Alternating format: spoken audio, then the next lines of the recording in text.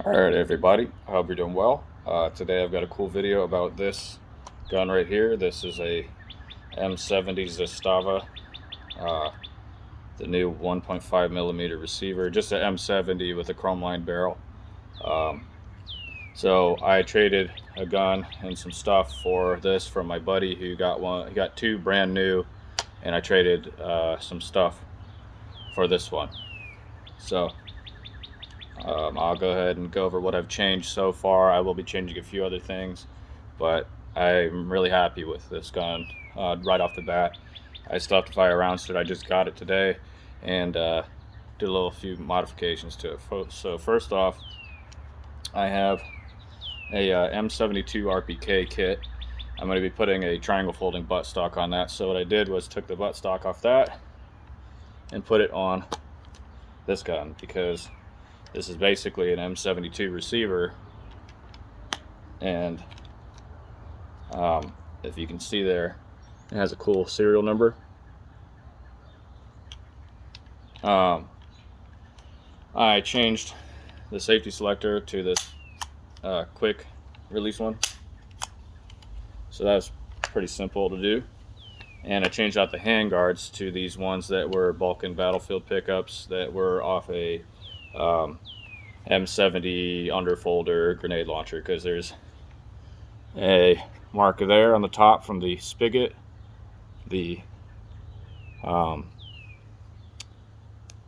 ladder sights, and then there's a notch underneath here where the underfolder folded up and hit. So these are from an underfolder grenade launcher gun, and this is from an RPK. Pretty neat. The other thing I did is add a Tabuk style flash hider to it. So this is sort of a Tabuk, I don't know, M70 mashup. Just really cool gun. I like the Yugo stuff a lot. I like the Serbian stuff now. The gun did come with this really pretty, like, curly maple. You can see how it looks. The whole furniture set looked like that. It had the wood pistol grip and all that. Oh, I put the original pistol grip back on it. So it is sort of, the original feel of the gun. It obviously does not have the grenade launching gas tap off. Has no bayonet lug, but I'm okay with that because I put the Tabuk flash hider on the front, and so now I can't even put a bayonet on it. So I'm not too beat up about that. I think it looks pretty neat with that whole front end up there. It'd be nice to be able to put a bayonet on it, but what can you do? So yeah, it came with a steel 30 round mag. The body is from Serbia, and the floor plate and the follower are US made. They say US on them, but I know that these mag bodies are not surplus. They're brand new Serbian. To get this safety selector in, it was pretty neat. I took the old one out, came like normal, up and out, and this one I had to put up, spin it around, and it locked in, and it was just fine. So now I have quick access with my finger. I do this on all my sort of fighting AKs. I don't plan on using this for a go-to-war gun, but it is sort of set up in that configuration. It's got the heavy-duty butt stock. These have obviously been carried around, and they got some character. They have their wing dings and stuff. I think somebody carved a chevron or something on the side of here, right there. So they do have some nicks and dings, and obviously this cool serial number from the RPK kit, and that will be getting built fairly soon. I've been having this issue with the IRS. I filed my taxes like March 5th, and it's like May, like almost the middle of May. So don't know where my federal return is. I'm waiting. So but it's all right. That's just the government. With all these stimulus checks, they kind of screwed up the tax filing. Yeah, so I do plan on getting a Yugo scope mount for this and just putting like a little micro dot or something. I don't know. I might not. this sort of classic look. I may even take an oily rag and just buff some of this finish off and make it sort of a battlefield pickup. I just think it looks cool. It might match the wood and just give it sort of that neat aesthetic. I don't have any other battlefield pickup guns. I call it battlefield pickup, that sort of worn look. I think it'd be neat to try it on this gun. It'd be a pretty neat thing. It'd definitely match the wood aesthetic. This buttstock literally still has cosmoline on it from the parts kit. I just took it off the back of the old receiver cut and stuck it on here. The thing I will say is this buttstock here has a very short screw. It's like 4 or 5 inches long, whereas this screw goes almost all the way to the end. So this is like a freaking foot long bolt that holds this into the back here, and it was set up this way for the Yugos because they would use a lot of these guns, this type of gun with the bulge barrel trunnion and the heavy barrel, in this buttstock configuration to fire rifle grenades.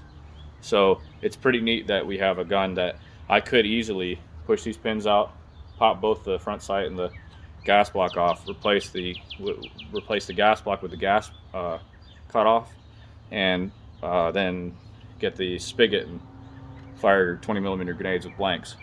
I don't know if I'll do that. I kind of like this configuration. It just sort of, I don't know. I put the Tabuk flash hider on it and it just sort of worked for me. I was really kind of, when I saw these, I was like, oh, if they had a bayonet lug, it'd be perfect. But again, a really cool flash hider really kind of just heals that wound for me. I'm okay. It makes it extra special this way now. Sort of like a Iraqi Tabuk M70 clone mix, because they're almost the same gun, just a few differences. But yeah, the machining and the quality of this gun is excellent. There are a few rivets that had like finish worn off them or something, or like they were bumped or whatever, but everything is set right. Like the rivets are pressed right. There's nothing overpressed, there's nothing underpressed. They did a good job building this gun. And also I will say that I know a lot of the old NPAPs had weak springs. This spring is definitely not a weak spring. It feels like a brand new AK spring. It's definitely, it picks up, so it's not, it's all new stuff here. The trigger on these is original Serbian, which is cool. So the way that this was imported converted for 922R for sale was U.S. handguards, buttstock, and pistol grip, flash hider, and piston. So the gas piston, which is just fine, it's a heat treated piece of chrome plated steel or nickel boron. This carrier is nickel boron plated. The old ones used to be just in the white. They upgraded now so that these don't rust out. But you let me know in the comments if you think I should match sort of the aesthetic of this wood by kind of rubbing a little bit of finish off, or if you think I should just leave it alone and if it looks okay. This is mostly like a collection piece for me. It's not a go to war gun. Sam 7 is a go to war gun for me. This is one I have talked about forever. One of my first parts kits that I built was a Yugo. That was an M70, and I put a chrome line barrel on that because I was like, I don't know why they didn't, because the portions that I received were just rusted out. It wasn't like sewer pipe, but it was definitely like big pits, like water had stuck in certain spots in the barrel, just laid and just ate. So this definitely kind of makes me very happy. That's a factory built gun with the chrome line barrel. That makes me very, very happy.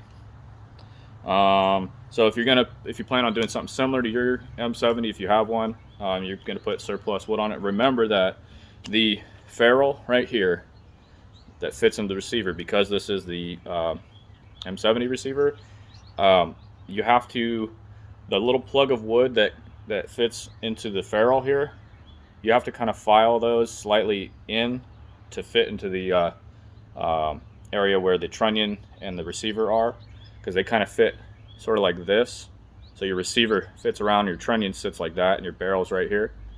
So you have to file a little bit of that wood that fits in right there, just slightly to get it to press in. Well, these ones were too wide and it just kind of didn't fit in, so I had to like file it a little bit, and pressed in just fine.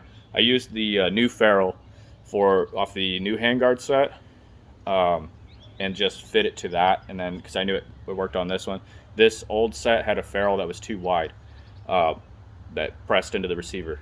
So you can use your new ferrule and just match the handguards to that, and it'll work. The gas tube cover worked just fine. It was just a twist on, twist off thing. There is a little clip into there, so you can use that and just put it back on the gun. And for this butt stock, it pretty much fit in just fine. You do have to use the original military screw. So for me, I was lucky because I had all the hardware for this butt stock. Some of the butt stocks don't come with the big screw, so you got to find a giant, like, foot-long screw, or bolt, I guess it's a bolt. It's not a pointed end, that will go in there. And there's a hex head. I can't remember what millimeter size the hex, not a hex head, the bolt on the outside is like a hex, and it works with a socket. I can't remember what size it is. I'll leave a pinned comment to tell you what size it is. But if you have the original butt stock, like for the gun, the factory one, you can just put the hex bolt socket on there, and you'll find out what size it is. Other than that, it's pretty straightforward. They pretty much are like factory original M70s. It's amazing. There's no difference. Oh, another neat thing is, this is kind of, so I consider these, I know this might be a controversial statement, I consider these sort of the modern replacement for like Chinese and Norinco AKs or Polytechs in this market for these AKs, like in 2021, because back in like the 90s and like sort of early 2000s, we could still easily get Chinese guns. They were blued finishes, wood stock sets, heavy barreled, it chrome lined, you know what I mean? This sort of takes the place of that, and it has even a little bit cooler provenance, because this configuration with the little button here to secure your top cover from flying off from launching grenades, that is a lineage from the M70 having the grenade launcher gas cutoff. It's really neat. The other thing that I really like is the fact that the gas block has the sling on it. I always thought that was really neat. I know the Chinese guns have that on some of them.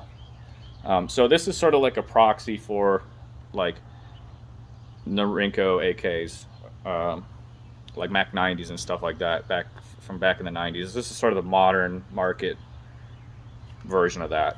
Whereas I think the WBP Fox would be like any of the, yeah, I guess a WBP Fox or like a 107 Arsenal would be like a Saiga replacement. I know the Fox has the slanted, like, 45 gas block, but it's, it's AKM, and it's roughly a proxy. It has, the dimpled magwell and all that. And I know the 107 is kind of like the replacement for the Saigas. So we still have sort of like proxy timeline AKs on the market. This one just happens to be the one that sort of replaced the Chinese AKs in my mind. So anyways, that's my Tabuk M70 with the chrome line barrel, and I'm very happy with it. I'll do more updates with it, and I'll have my other Yugo guns, my RPK and my SKS and my little 9mm Tokarev and all that stuff out on a single video to kind of show my Yugo collection, because I like Yugo guns. They're really neat. I will talk to you guys later. Hope you have a good day. Bye bye.